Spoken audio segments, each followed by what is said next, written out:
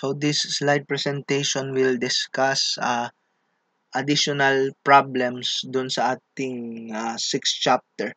No? So dun sa naunang video, mayroon ng ibang problems dun na na-discuss. So dadagdagan ko lang ng I think 3 problems pa to. So let's start with problem 1. So at this point, kung hindi pa nababasa yung yung problem, so you can pause the video at this point para basahin at analyze yung problem 1. Maikli lang naman yan. So,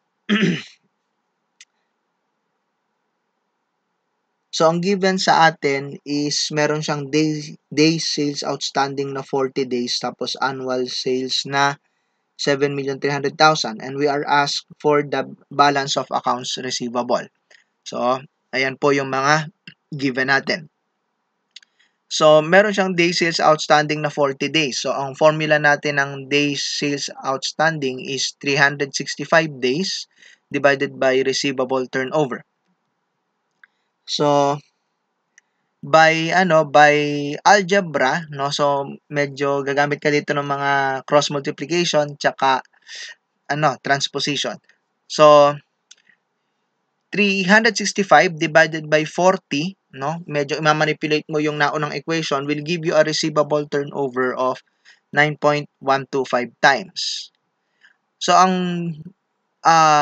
formula natin ng receivable turnover is sales divided by accounts receivable. So, let's substitute receivable turnover na 9.125 equals sales, given din to na 7,300,000 divided by accounts receivable.